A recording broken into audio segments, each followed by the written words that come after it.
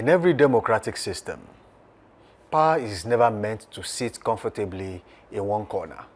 It is designed to be questioned, challenged, and, when necessary, restrained. That delicate tension between authority and accountability is what defines the relationship between the executive and the legislature. But in Nigeria, that relationship often raises a troubling question.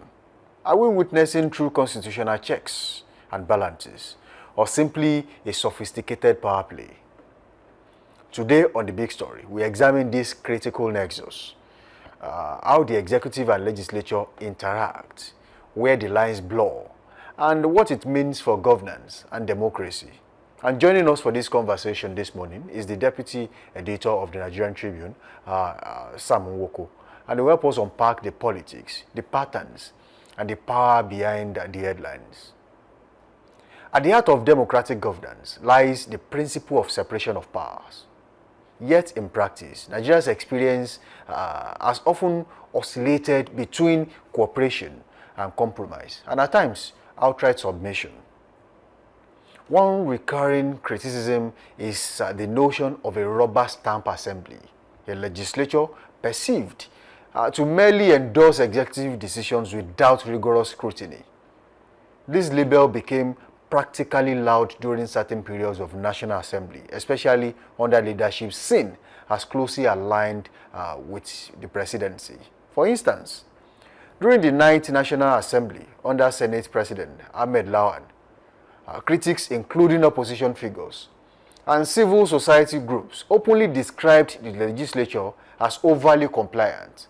Lawan himself stirred debate early in his tenure when he emphasized that the National Assembly would pursue a cooperative rather than confrontational relationship with the executive. While supporters framed this as a pathway to stability and swift governance, critics argued it weakened oversight, particularly in areas like borrowing approvals, budget scrutiny, and confirmation of executive nominees. Sentiments were echoed at different times in state assemblies across Nigeria, where lawmakers have been accused of approving executive requests, loans, appointments, emergency powers with minimal resistance. Public commentators and analysts have often pointed to such actions as evidence of institutional weakness. They have also argued that loyalty to political parties or governors sometimes overrides constitutional responsibility. However, Nigeria has also witnessed moments and eras of strong legislative assertiveness. Let's not talk about what happened in the 50s or the 60s, or maybe the 70s. Let's talk about just recently. A standout example is the 8th National Assembly led by the former Senate President Bukola Saraki. That period was widely regarded. Even some said, oh, it was more or less like a revolt than doing the proper thing. But it was regarded as one of the most independent Nigeria's recent democratic history. The Saraki-led Senate frequently asserted its autonomy, at times clashing with the executive arm of government under President Muhammadu Buhari at that time. And there are key instances. Delays and intense scrutiny of ministerial and executive appointments, refusal to rubber stamp certain executive requests without debate, investigative hearings and probes into governance and government agencies, the famous resistance around the confirmation of Ibrahim Magu as EFCC chairman. This era redefined legislative oversight in the eyes of many Nigerians. However, some argued. While critics argued and accused the assembly of being obstructive or politically motivated, others praised the assembly for restoring the doctrine of checks and balances and proving that the legislature could act as a true counterweight to executive power. And even earlier than that, during the early years of the Fourth Republic, 1999 to 2007, the National Assembly demonstrated flashes of assertiveness, sometimes to the point of instability, with frequent leadership changes, but also bold confrontations with the executive under President Olusegun Obasanjo at that time.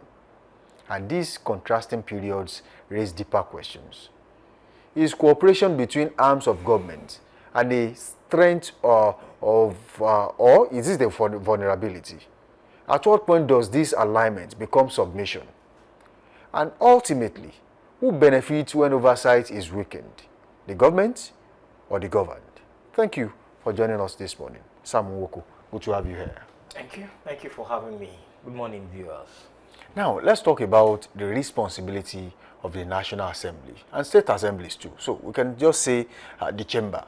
Now, where does the line blur? Where does cooperation become submission? And when do we draw the lines and realize the fact that the assembly is not acting in the interest of the people? Thank you.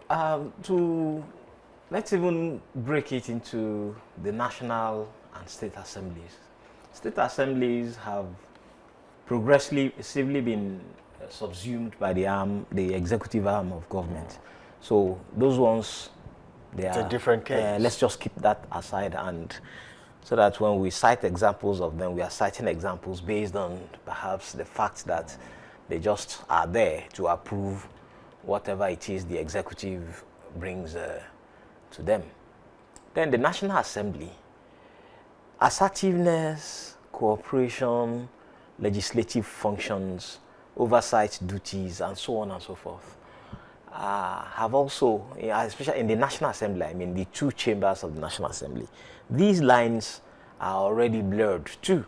It has become, like what we had when this democratic dispensation started in May 1999. It was a bit different. We thought the symbol of our democracy, which is the National Assembly, was out to achieve what we know it does. But with time, we began to see that executive assertiveness began to engulf whatever independence the National Assembly had. And today, it has completely fizzled. We no longer can see any separation of powers. We can no longer see any lines. Everything has been subsumed by the powers and sometimes the shenanigans, the politics, the media blitz of the executive. So our National Assembly today, as we have it, is just an appendage of the executive. Okay, now with the current situation in the country, with oversight functions to be conducted by the National Assembly, and when you talk about due process, is the system working or the system is being worked? The system is not working because the system, if it stands as an institution, does not have the powers. The system has, over the years, been, the gnawing at the system, the gradual warming of its way into the system. By system, I mean the National Assembly, has made it bereft, has left it without any powers of its own, so to say. The only time we maybe see the executive, the legislature rise, especially in the last 8 years or thereabouts, is when they have something in common that has to do with the welfare of individual members. Because if it has to do with the welfare of the assembly as an institution, they will agree and do that on their own. They have the power of appropriation. So that nobody took that away from them. The Constitution gives them that. So they don't even have to consult anybody. They will do this and sign it and just approve it for themselves. But if something affects individual members who are powerful in the House and so on, that is when they come together and stand in resistance. This time round, not because of the people who elected them or because of what is happening across the country, which they think the executive should look into. They will come because of their own welfare. They will come because of those things that affect them. And that's about the only time you see the legislature function in this place, and you hear the uproar that looks like independence, that makes it look like they are trying to be independent to be able to do their job and so on. Apart from that, the line, like I said, is broad. The road, there is no door between the two of them. It's a freeway, it's a free entry, free exit for the executive. And that has always been the case. In fact, that is what we have come to know. So much that when the Bukola Saraki administration tried to assert its independence, many people, many observers, especially those engineered from the executive arm, made it look like it was a confrontation to be able to bring down the government of President Muhammadu Buhari at that time. And it wasn't. The legislature was trying to assert its independence and do so the was that right era things. they discovered budget padding? That was when we discovered budget padding. That was when we saw,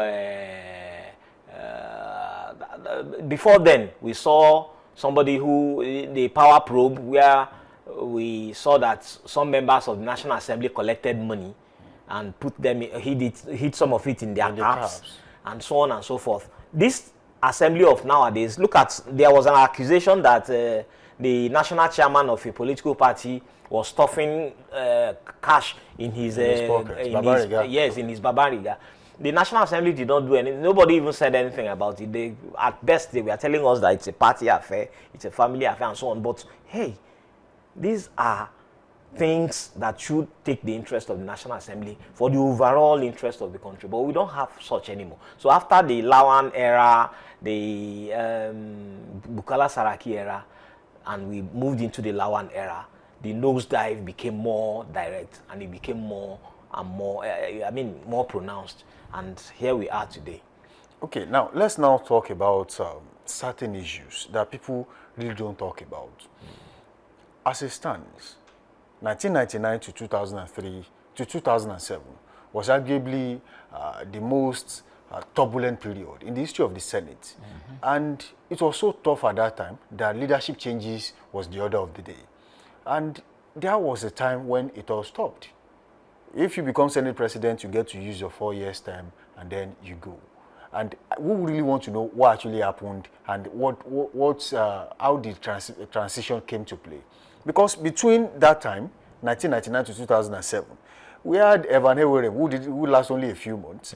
We had Chuba Okadigbo, Ayos Payos Ayim, Adolfo Zuabara. We had Ken Namani. They were all Senate presidents. Between 8 years, they were removed in quick succession. Every one of them was being removed for one reason or the other. If it was not corruption, abuse of office, for different reasons, they were being removed. And that was under the regime of former President Olusegun Obasanjo at that time. But then, after 2007, there was a shift. And then it became so clear that Senate presidents were now beginning to use 4 years in office. We hardly had reasons for Senate president to be removed from his position. Sudden removal from office. So what exactly happened? Was it a time when the executive discovered how to run the legislative arm of government by proxy? I think I like this question. It throws up a whole lot of things. Let's take it from the lower chamber, Salisu Buhari. When Salisu Buhari came in 1999, he was accused of forgery. False certification. Forgery of certificates. And he said he went to University of Toronto. When the matter came up, he was thrown out. And that's put paid to his own era. At that same period, in the Senate, we had Evans Ewerem, who was a governor during the Diaki era in old Imo State. Imo State. The Abia had been created by then because there was Obonne Onu there. Now, when Evan Ewerem came, after a few years, it was found that there was discrepancy in his own certificates too. And he claimed that it was his twin brother, that one was Evan and that he was Evans. But hey, that argument turned out to be like a cock and bull story. It was a very funny argument. He was thrown out. And then came Adolphus Mwabara. Mwabara, in quick succession, there was Ken Namani over that period. It was even Ken Namani that finished that era. Then, because there was an Adolphus who... Now, to answer your question, so as not to give that trajectory, and let's leave that trajectory, up to the time of Pius Anyim, that one was, he even lasted. What we saw is that during the teaching period, you know, Ganifa Fahimi was alive. He was part of the people that said, this guy forged certificates. That was also when the certificate issues, because it was the same Ganifa Fahimi that took up the certificate issues of then Governor Bola Ahmed Tinubu, who is now President Tinubu. It was a very tough issue, that period. And people were speaking from every part of the country and outside the country also. So it was one very vibrant era in our democracy. What I found is that when you tend to tilt more towards dancing, you know, tilt more towards the executive than doing the things you are supposed to do as an independent arm of government, you run into trouble. I remember Tayo Sarumi in this, he was representing Ibadan North in the House of Assembly. He stood up and told, you know, everybody was calling President Obasanjo Baba, Baba, Baba. And he didn't call him Baba. And they said, why are you not respecting? He said, no, he can't be my Baba. He said, I am 66 years old. And he's maybe, I think Chief Obasanjo was then 70, in his early 70s. You know, he said he can't be old enough, he's not old enough to be my father. And besides, I'm from an independent arm of government.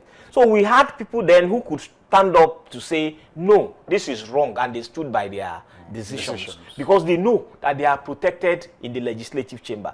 But now, the difference is that they have to have a pre-arranged solution before members of the National Assembly were elected. Long before Akpabio became the Senate president. You know, there were controversies over his going to the Senate or not. Same thing with Lawan. Some said they didn't even contest the elections, that they were just engineered into the National Assembly. So what it means is that a dominant political party would have arranged what they want in the National Assembly, and when they get to the National Assembly, they will just implement the earlier plans. Everybody knew Akpabio was going to be the Senate president long before they even gathered in the National Assembly, because the plan was already out in the open. People were talking about it. Same thing with Lawan. When Lawan came, you know, so that to me is what is happening now. When the party has seen that it is dominant in the assembly, they will hold meetings, they will call themselves together and say, oh yeah, this, you are going to be this. They will share meetings. The offices at the caucus meetings. They will share the offices. They will appoint who will be what, and even they will also appoint those who are going to oppose it and lose on the floor. They are going to say, okay, you will say no. You know, you will move a counter motion. You will support the, you know, it's all dramatic. It's all drama. It will now be staged for the camera. It will be staged for the camera at the sitting where the National Assembly leadership is elected. So that is what we have found now. There is no spontaneity. There is no... the only ones who still have spontaneity are parties that are not together, who are trying to form coalition and so on, especially those who are not in the majority in the National Assembly. So that is why today the National Assembly seems to have a semblance of continuity, a semblance of balance. Not balance, now, a semblance of, you know, there is no more uproar in the National Assembly as it used to be, because they have engineered it. The drummers under the water are no longer there, so the leaf on the surface of the water will not be suffering any ripples. So that's exactly what is happening as far as I'm concerned, and it is now the norm. The National Assembly is somehow remotely engineered and string puppeted by the executive. Okay, very quickly, some raised eyebrows and suggestions about certain things. That as the executive arm of government grown so big, so strong, that if you run into trouble with the executive arm of government, you might have issues. Now, let's take these instances and then we'll talk about it.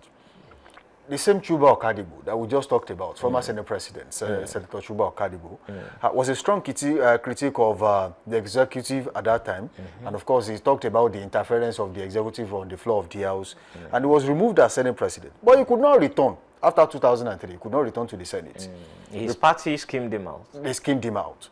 Kenina Mani had the same issue. In 2007, he lost. He could not return to the floor of the House. Adolfo Zwabara also due to fallout and some issues in his political party, was skimmed out of things and he could not return to the floor of the House. Now, most recently, Abubakar Bukola Saraki, former Senate president, also, the moment he was done on the floor of the House, he could not return. In fact, his ticket was given to someone who was less popular. And was skimmed out of the whole arrangement. Since that time, he's not been able to get back into the Senate. Now, if you look at that trend, does it mean that once you are at loggerhead with the executive arm of government, especially when people perceive that you are doing the right thing on the floor of the House, you automatically become redundant or become irrelevant politically? A pariah, a political pariah. In your political party. I agree.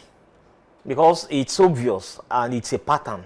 Though it is something that is not particularly looked at.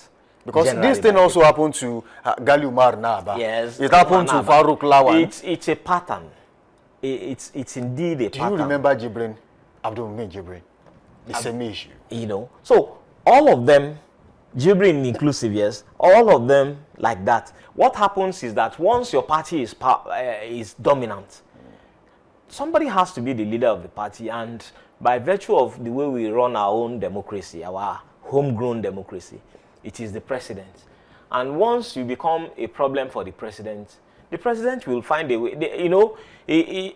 Of course, you don't have to come from his constituency, because the whole nation is his constituency. So what the president will do is, he will say, this man, let's use the example of President Obasanjo, former President Obasanjo. He is from Ogun State. He will say, this man from Taraba is giving me problems. I don't want him back in the National Assembly. And he will use the party to do that.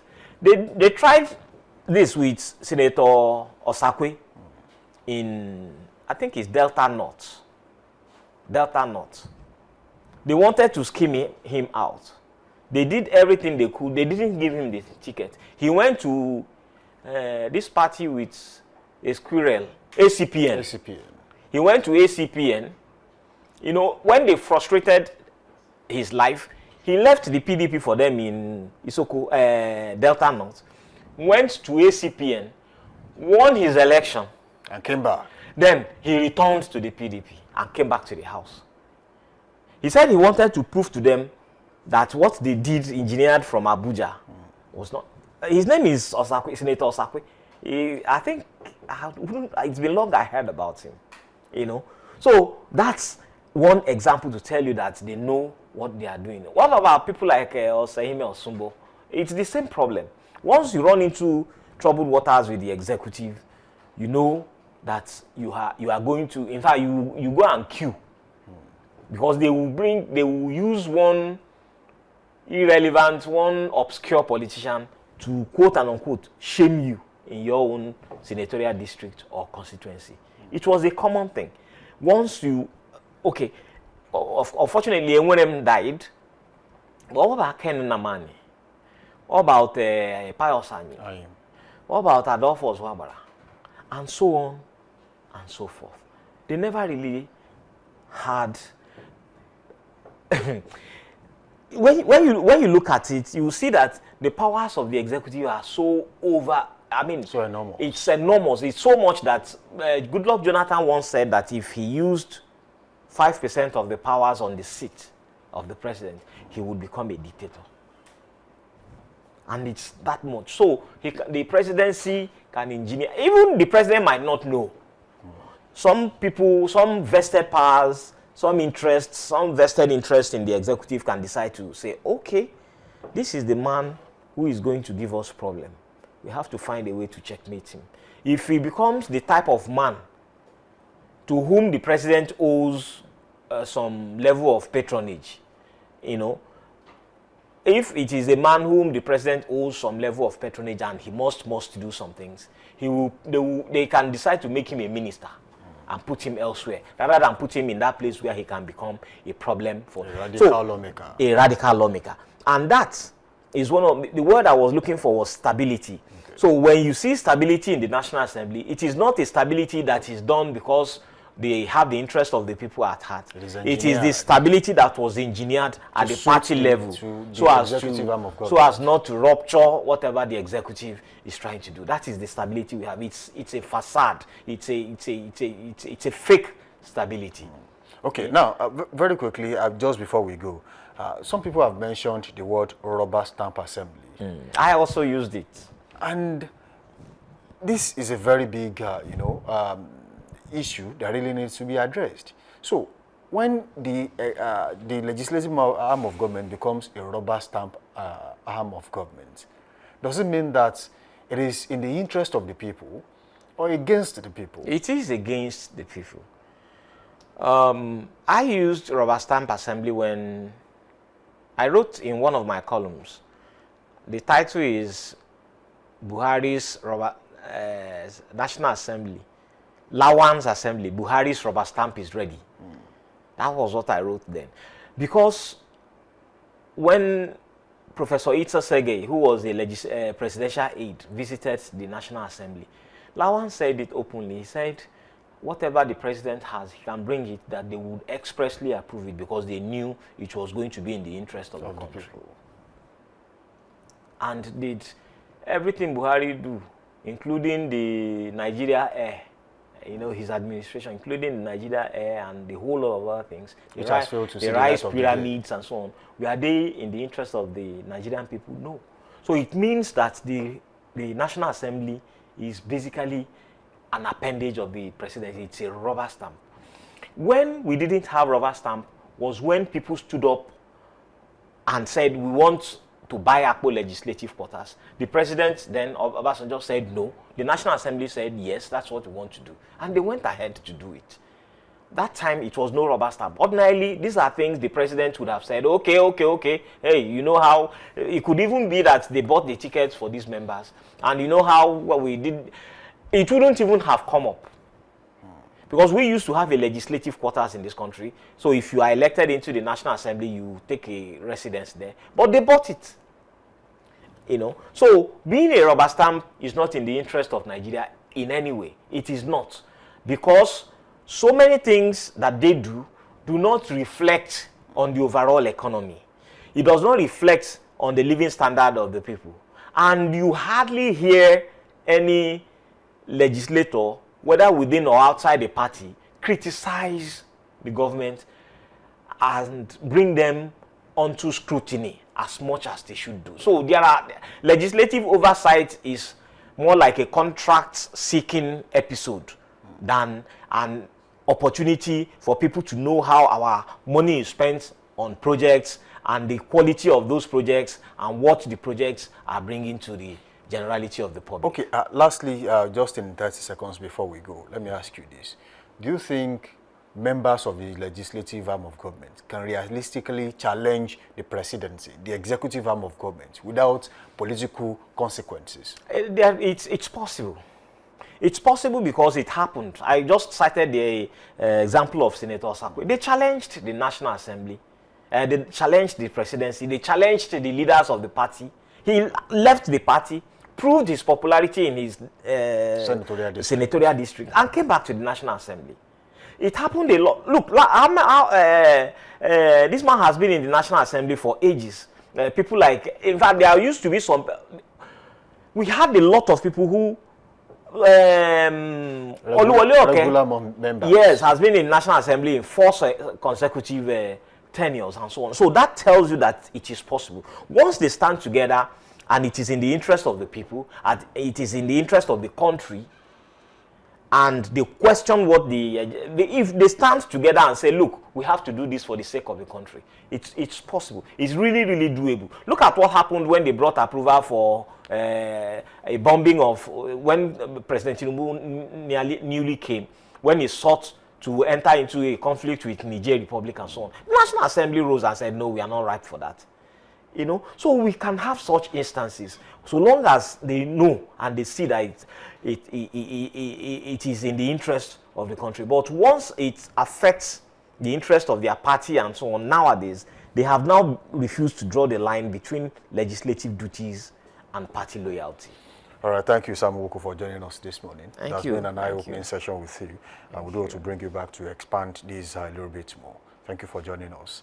And as Nigeria continues to navigate its democratic journey, the balance between collaboration and accountability remains crucial.